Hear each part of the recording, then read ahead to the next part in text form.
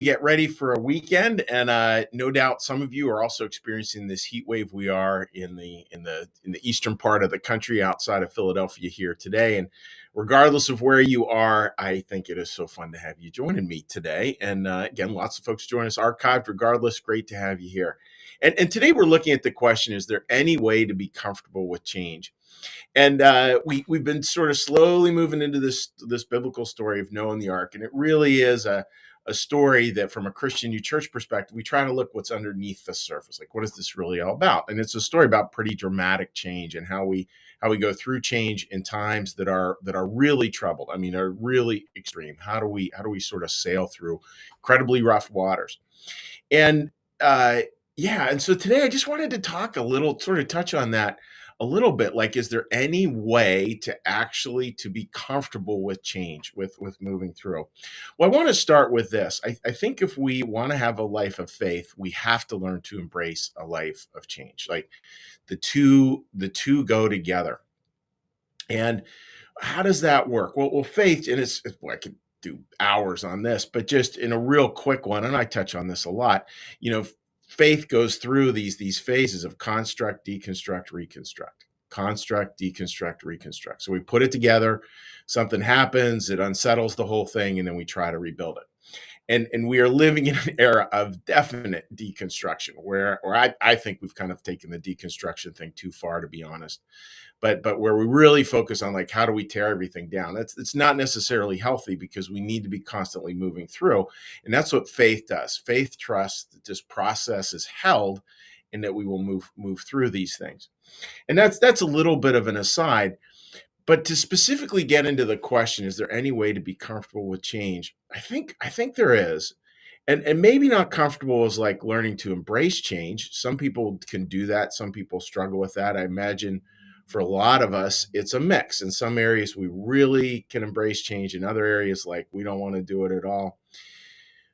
But we can still find ways to just sort of breathe and find a little level of comfort. And what I want to offer is this. I think there are two possible ways, in many different paradigms, but one paradigm for seeing faith is seeing it as one of two things. For some people, faith is all about finality.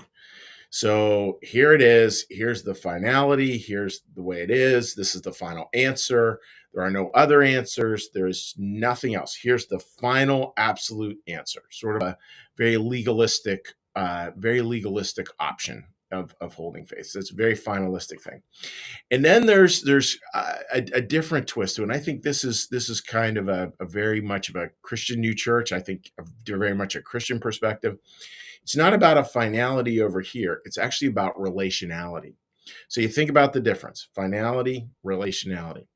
Over here with relationality, we would hold that the change in our faith and how we see God and church and all those things, that will be worked out over here in relationships. And our job is to dive into those relationships. Now, we bring knowns to those. We bring certain things that are absolutely unequivocal. God is love. Jesus is the best picture of God that we have, and Jesus teaches us the way, and is divine. I think there are those parts as a Christian, for me personally, that I believe and that I think really hold me and serve me well in understanding the relational aspects. And they're knowns, granted, but they're knowns with really soft edges. Like, to say that God is love, just like settle with that for a second. Boy, doesn't that start to change how relationality works? Or a very simple one: everyone is made in God's image and likeness. Humanity is made in God's image and likeness. That is a definitive teaching, right? But it leads to all different sorts of relationships.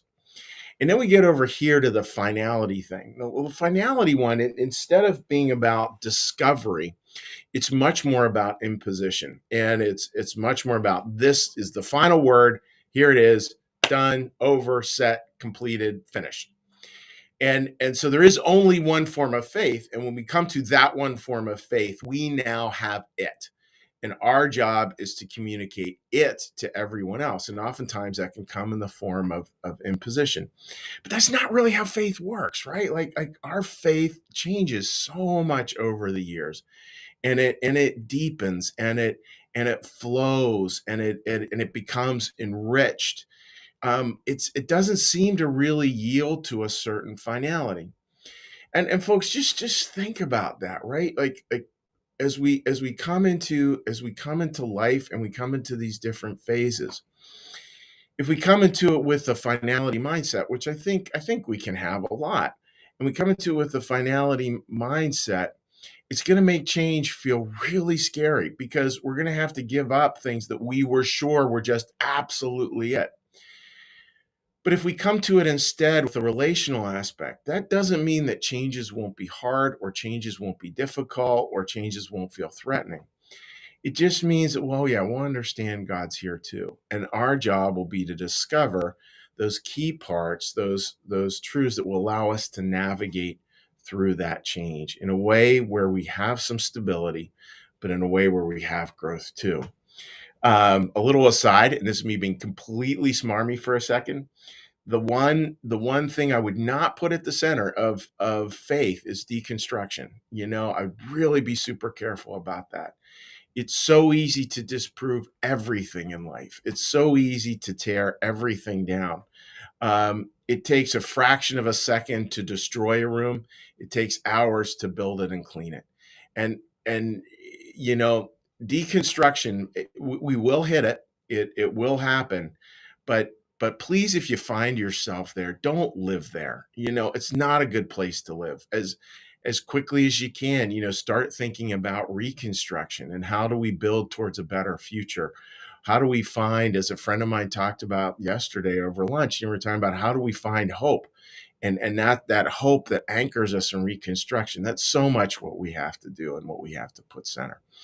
So I hope that makes sense, folks. So in summary, what I would say is that, like, as if you're entering a period of change in your life, just see where the orientation might lie. Like, where's the orientation that looks at it all as finality? Like, I have to find the final answers, and the final this, and the final that, the final perfect job, the final perfect house, the final perfect whatever, final perfect person.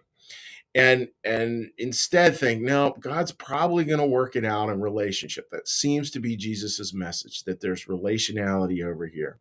So think about finality, relationality, and as best we can to get comfortable with change, choose to see faith as a relational thing that we work out with other people, that we work out with God, and that we work into through all of eternity. So anyhow, I thought that was kind of fun. That was courtesy of a beautiful podcast listening to with Brian McLaren that offered some wonderful insight. So anyhow, so thank you, folks, for joining me today with that. And what we're going to do now is, we're going to go through a 3-step process. For those of you joining us the first time, what we do is we do a little meditation, a little prayer, and then a little blessing.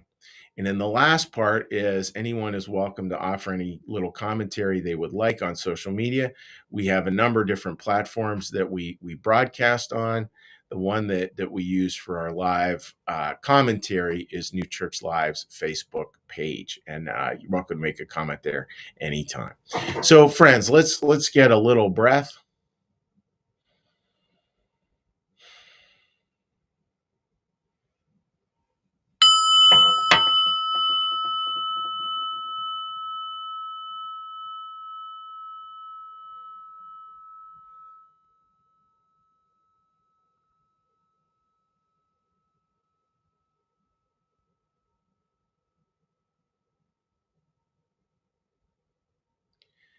Be still and know that I am God.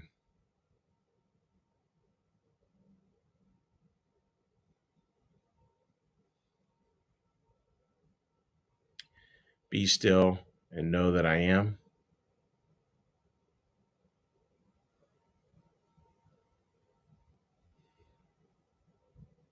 Be still and know that I.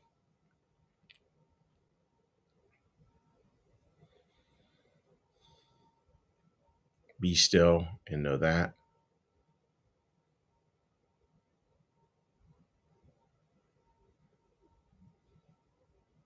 Be still and know.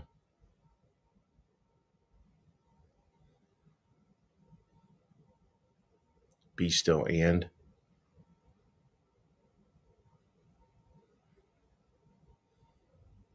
Be still.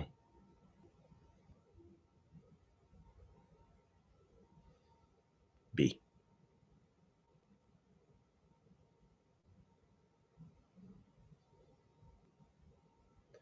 Our Father, who art in the heavens, hallowed be thy name. Thy kingdom come, thy will be done, as in heaven, so upon the earth. Give us this day our daily bread, and forgive us our debts, as we also forgive our debtors. And lead us not into temptation, but deliver us from evil. For thine is the kingdom, and the power, and the glory forever. Amen. May the Lord bless you and keep you. May the Lord make his face to shine upon you and be gracious unto you. May the Lord lift up his countenance upon you and bring you home and bring you peace. Amen. All right, friends, let's give a little cheery hello. See how everybody's doing this fine morning, and I hope again you're looking forward to a great weekend ahead. All right, let's take a look at the comments here. Uh, Sherry writes, the move you are afraid to make might be the game changer. That came in my inbox this morning. Yeah, Sherry, it's really funny. Yesterday I was working with a wonderful couple, and they were talking about how they've learned to make the scary choice. And I think that's it, right? Because when we can learn to do that change that we're a little bit afraid of, knowing God's there too, and it's going to be sorted out in relationship. Like that, I mean, that's really big, right? It's going to be sorted out in relationship. That's how we're going to find our way forward. But we need to place ourselves in there, much different than a finality mindset. Like, I'm going to make the change and then these five things are going to happen. So I just find the idea of relationality really, really fascinating. Martha out there in Michigan, good to see you joining us this morning. Good morning to you, Martha. Kim, good morning to you, my friend. I hope you're doing well. Sue writes, good morning. Happy Friday, y'all. And totally agree with that. Such a good day. And I hope you have some fun stuff ahead for the weekend. Marcus wrote, good morning, and good morning to you too, Marcus. Sherry writes, good morning. Change is inevitable. Doing with hope, grace, and curiosity is essential. And I love that trine there. That's beautiful, Sherry. So yeah, just imagine we carry into change and we carry into relationships those three things you note there: hope, grace, and curiosity. And for those of you who are joining us for the first time, one of the most beautiful definitions of grace, and it's one we use a fair amount in sermons here at New Church Live, is the idea of this. Isn't this beautiful definition of grace? Grace is where for a moment we see the world as God does. Oh, that's a good definition. That's something to really think and hold true to. Uh, Mary writes, accepting change and being in transition. For me, is faith is trusting the mystery, the unknown, with curiosity. The unknown is not as scary. Be a discoverer of the infinite possibilities. God has always put this, amen to that, Mary. I mean, it really is, yeah, just such a different view. And folks, like, I mean, I'll close with this thought, right? Like, I think a lot of the time we think we have choices around change, and are we going to change or are we not? I mean, really, we don't have much change as I think we do. Change is coming, right? It just is coming. It's happening, and it's much more about what are the lenses we're going to use to see it. What are the words we're going to use to express it? How in our bodily way are we going to move forward with it? All those things are very true, and yeah, like that idea of just that simple sense of discovery and curiosity is so important. All right, friends. Well, thank you so much for joining me as always. It's always just from the bottom of my heart, just so grateful for all of you who join us during the week and throughout the country and throughout different times and time zones. And yeah, it's just very sweet that we get to share a little time together each morning. So God bless, friends. Take care. Bye-bye.